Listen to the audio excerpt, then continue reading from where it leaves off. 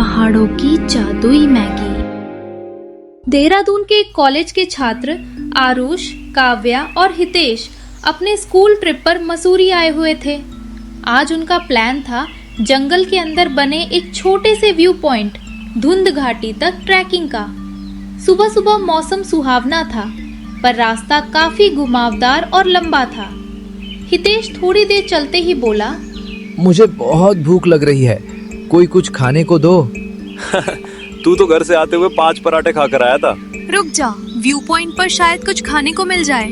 थोड़ा आगे बढ़ते ही हवा में एक जानी पहचानी खुशबू तैरने लगी, गर्मा गर्म मैगी की खुशबू। हितेश उछल पड़ा। दोस्तों, किसी ने मैगी बनाई है, चलो तुरंत।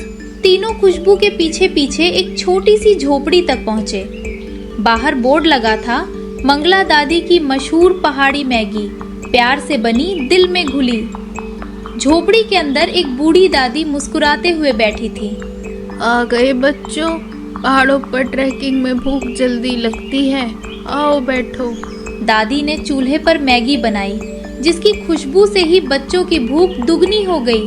काव्या बोली, दादी, आपकी झोपड़ी यहाँ ऊपर ही क्यों है? पहाड़ मेरा घर है बिटिया, और जो यहाँ आते हैं उनकी भूख मिटाना मेरा सुख है।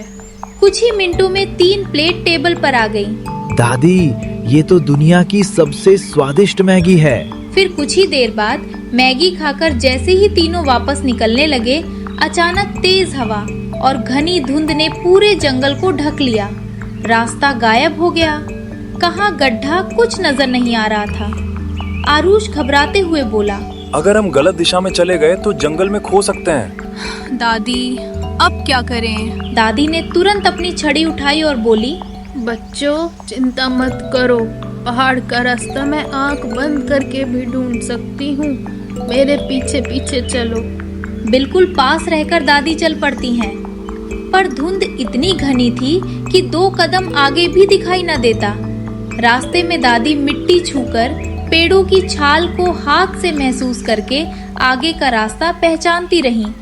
हितेश दबी आवाज में बोला, दादी सुपर हीरो हैं क्या? नहीं बे, दादी सुपर मैगी हीरो हैं। शांत रहो, दादी को ध्यान लगाने दो।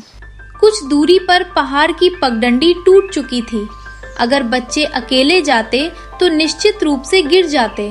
यहाँ बहुत फिसलन है, हाथ पकड़कर चलो। तीनों छात्रों ने दादी का हाथ पकड़ा और धीरे धीरे आगे चलने लगे।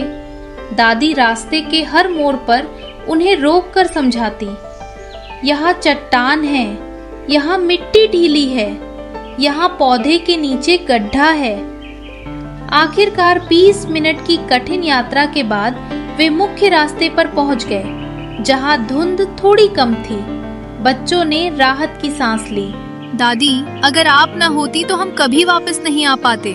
बच्चों, पहाड़ों पर चलना आसान नहीं होता, पर अगर दिल साफ हो और इरादा मजबूत हो तो पहाड़ भी रास्ता दे देता है। दादी, हम फिर आएंगे मैगी खाने। हाँ हाँ बच्चों, जरूर आना। यह पहाड़ और मेरी मैगी हमेशा तुम्हारा इंतजार करेंगे।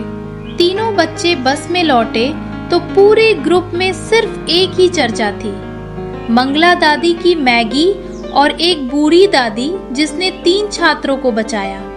फिर क्या, बच्चे खुशी खुशी अपने घर लौट गए।